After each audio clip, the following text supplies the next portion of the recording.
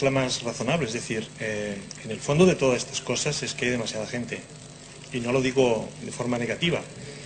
Es decir, yo creo que hay unos números que nos tienen que hacer pensar, ¿no? Cada año hay 80 millones de personas más. Es decir, cada año hay una Alemania más, o si queremos, cada 7 años hay una Europa más de gente en el mundo. Esto es la realidad. Entonces, como ha dicho el profesor Becerra, el futuro tiene que ver un colapso en el cual el número de gente seguramente va a decrecer, nos guste o no nos guste. El cómo, violentamente o controladamente, es un tema que hasta ahora no había salido nunca. Pero es que cuando hemos globalizado, cuando el capitalismo ha globalizado la economía, es cuando ha salido el problema realmente. Yo me remito al lunes de Pascua, una noticia muy tonta. El precio del chocolate ha puesto en protesta a los pasteleros porque resulta que la producción de cacao se va a China. Es un detalle, pero ¿es un tema especulativo? Yo creo que no. Detrás de todo esto, evidentemente hay una parte especulativa y evidentemente hay una parte de tamaño de población. Es decir, está previsto que en 2020-2022 la producción de petróleo sea consumida prácticamente entre China e India. O sea, yo creo que esto es una cosa que nos tiene que hacer pensar rápidamente en que hay que tomar medidas muy, muy drásticas de cómo tenemos que afrontar esta situación. Entonces, en este sentido, yo soy bastante pesimista con ello, porque creo que las soluciones locales al final son las soluciones. Pero la globalización económica y la globalización de todas las actividades nos lleva a que solo tenemos soluciones globales. Es decir, ¿cómo lo hacemos este tránsito de lo local, de las soluciones locales a las globales? Por ejemplo, había propuestas de lo que decían al final de las ecoaldeas en temas de energía renovable. Cuando escalamos la energía renovable a todo el planeta, no hay energía suficiente. Entonces, estos son los temas que yo creo que deberíamos de alguna manera afrontar, que son extremadamente complejos, que seguramente habrá un colapso de personas, seguramente, ¿cómo lo afrontaremos? Entonces, yo quería hacer una pregunta, en los modelos económicos se habla, por ejemplo, el modelo capitalista. ¿Hay una alternativa al modelo capitalista? Es decir, ¿realmente se puede construir una economía estacionaria, como dicen algunos? ¿Alguna economía que no consista en crecer los beneficios? ¿Esto es realmente viable o solo es transitorio? Esta es una.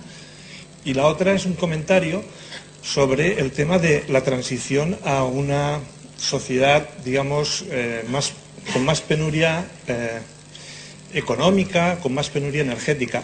Hay una ciudad en Estados Unidos colapsada, Detroit. Hay una ciudad ya colapsada. Detroit, no por razones energéticas, ha colapsado porque toda la industria del automóvil ha desaparecido y ha dejado a la gente sin trabajo y está colapsada. Todo el centro de Detroit es un sistema colapsado. Lo curioso es que cuando uno ve cómo viven las personas que quedan en el centro de Detroit, llega a la conclusión que estamos teniendo. Es decir, subsisten, tienen un jardín y cultivan. Y es suficiente. Entonces, yo me planteo si existe realmente en esta transición algún modelo económico viable de economía. Yo ya no hablaría sostenible, pero bueno, algún transitorio donde no se crezca, donde nada crezca, si esto es viable desde el punto de vista teórico, si se han hecho análisis, porque si no, la transición que vemos es un colapso de gente y una transición, pues como lo ha pasado en Detroit, que el que pueda tener un trozo de tierra para subsistir, pues subsistirá, y por eso prácticamente todas las ciudades son insostenibles. Prácticamente, y es lo que hemos de preservar más, la capacidad de cultivar en un trozo de tierra. Sí, no, ya está, ya ha acabado. A ver, si la dinámica histórica se cumple, o sea, se sigue cumpliendo, la dinámica histórica se sigue cumpliendo, el sistema capitalista tal y como lo conocemos acabará entre el 2060 y el 2070. Que para el caso da igual que sea el 2080 o el 2055, o sea, da exactamente igual. ¿Por qué? Porque los sistemas acaban, o sea, los sistemas mueren, finalizan, el sistema feudal se acabó y luego vino otra cosa, ¿no? Bien, esto por un lado. En segundo lugar, a ver, nosotros podemos conformarnos porque el humano tiene una capacidad de conformismo y de adaptación terrible. Hay un refrán castellano muy antiguo que dice que Dios no te dé todo lo que eres capaz de soportar. Es decir, la persona humana es capaz de soportar mucho. O sea, podemos renunciar a muchas cosas y conformarnos, pero la persona humana está diseñada y además está educada durante milenios para ir a más, para vivir mejor, y esto es así. Además, la persona humana está hecha de materia. Si fuéramos espíritus angelicales que no tuviéramos cuerpo, pues nos alimentaríamos de otras cosas, ¿no? Pero la persona humana evidentemente necesita cosas materiales. Bien, punto y aparte. Hoy en día en Etiopía la gente se muere de hambre. En 1930 en Etiopía nadie se moría de hambre. ¿Cuál es la diferencia? Hoy en Etiopía hay 75 millones de personas. En 1930 había 6 millones. Entonces, ¿qué es lo que ha sucedido? Bueno, pues lo que ha sucedido es que el crecimiento demográfico, no solamente debido al nacimiento, sino porque también la esperanza de vida ha aumentado en Etiopía. O sea, esa mayor demografía no ha sido capaz, o los recursos que Etiopía genera, el PIB que genera Etiopía, no ha sido capaz de absorber ese incremento demográfico. Se habla mucho de China, pero si analizamos el crecimiento económico que ha tenido la India desde 1950, supera al de China. ¿Cuál es el problema? El problema de la India es que el crecimiento demográfico de ciertas zonas, de la mayoría, desgraciadamente, ha sido muy superior al crecimiento económico.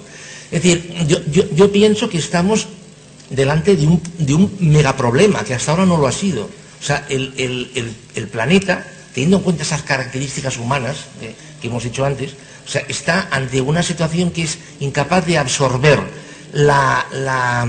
el crecimiento demográfico para absorber o para hacer frente a este aumento demográfico. Simplemente un dato. Imaginemos que se instaura aquí un gobierno dictatorial a nivel mundial, que a todo el mundo le expropian toda su riqueza y su patrimonio, al señor Amancio Ortega, a la familia Rothschild, a todos, ¿sí? Y se reparte a partes iguales entre toda la población mundial. ¿Saben ustedes lo que saldría de esto? Saldría una renta equivalente a la clase media mexicana. Clase media no sueca, mexicana.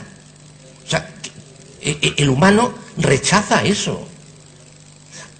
Lo cual nos llevaría a la conclusión de que somos seres imperfectos, lo cual es perfectamente válido, Pero el humano rechaza eso, el humano rechaza vivir como la clase media mexicana. El humano busca otras cosas. Entonces, claro, si tenemos que conformarnos con otra cosa, eso es una historia. Pero lo otro... Ahora ha pedido la palabra Jordi Soler.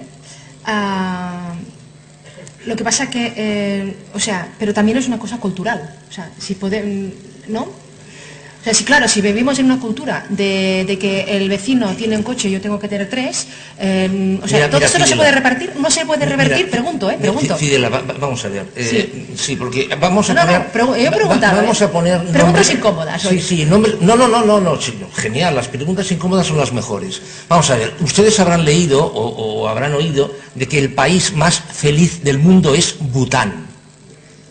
Esto lo han oído, ¿no? Es el país más feliz del mundo. Bueno, yo cogería a un butaní medio, le pondría en un apartamento en Park Avenue, le pondría un Cadillac El Dorado con un chofer, le daría una tarjeta, una Mastercard o una American Express con un límite de $10.000 y le tendría un mes allí. Y al cabo de un mes le diría, escoge, ¿te quedas aquí o te vas a Bután? ¿Qué diría esta persona? ¿A Bután? Si la muestra, en mi opinión, si la muestra está... ¿Perdón?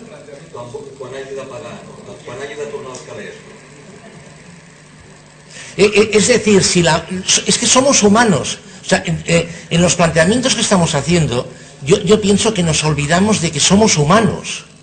Somos humanos y somos seres materiales y necesitamos, queremos, preferimos, buscamos vivir cada vez mejor.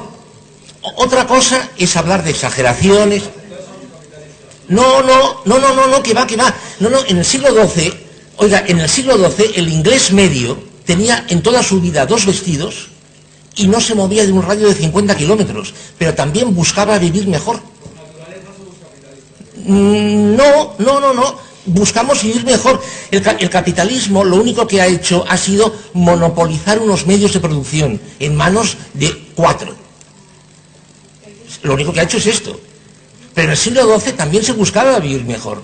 Las repúblicas italianas, aquello no era capitalismo. Y sin embargo, pasaba lo que pasaba. Es decir, en Roma, o sea, coja usted cualquier ejemplo. O sea, la gente busca vivir mejor.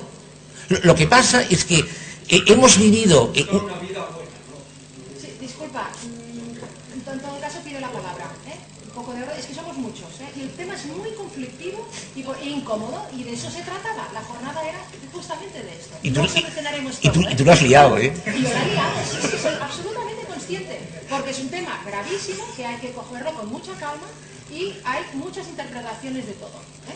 Gracias. ¿Sí? Ya está. Sí, ahora tenía la palabra Jordi, y luego hay muchas palabras. Entonces, por favor, breves, no vamos a solucionar hoy todo, no lo vamos a arreglar, pero bueno, estamos tomando conciencia del problema. Sí, miren. Pues sí, Jordi, sí.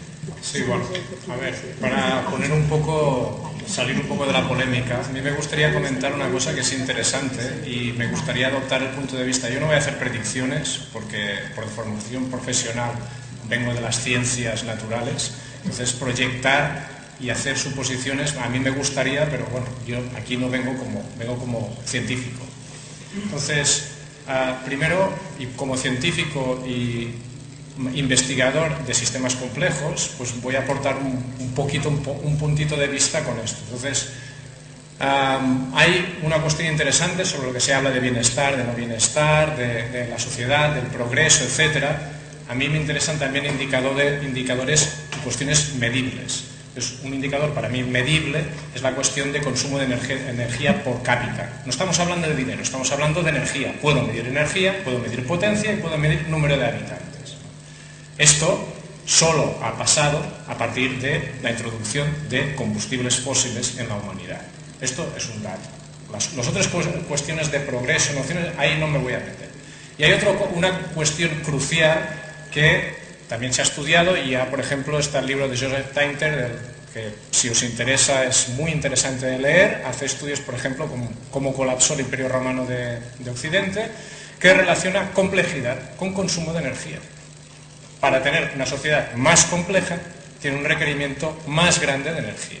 Entonces, y complejidad quiere decir más estratos sociales, más tecnología, más rutas energéticas, más bienes a disposición, más materiales en todos los sentidos. Cuestiones medibles. Por lo tanto, mi cuestión es la siguiente. Vamos a transicionar, está claro, a un escenario de menos energía. Esto necesariamente, históricamente, se ha medido y menos energía implica menos complejidad. Vamos a hablar más concretamente cómo hacemos que el sistema vaya a un estado de menos complejidad. Menos complejidad en la construcción, menos materiales de tecnología punta que implican procesos que requieren mucha energía para su elaboración, más rutas, más intermediarios, etc. Esto vamos a tener que gestionarlo. Y, como siempre, a mí me gusta poner, si queréis, una metáfora muy tonta. Es muy tonta, pero muy visual. Es como si fuésemos en un coche a 100 km por hora y tuviésemos un muro delante. Lo que es seguro es que el coche va a pararse. Se va a parar. Se va a parar. ¿Cómo se para? Depende del conductor. Y otro apunte aquí, y relacionado con la complejidad. Puede ser que los políticos intervengan, puede ser, pero si no intervienen, cosa que la complejidad no se reduce espontáneamente. Un dato, en el Imperio Romano, el emperador Constantino, para solucionar los problemas, emprendió 4 puntos básicos en la política. Primero,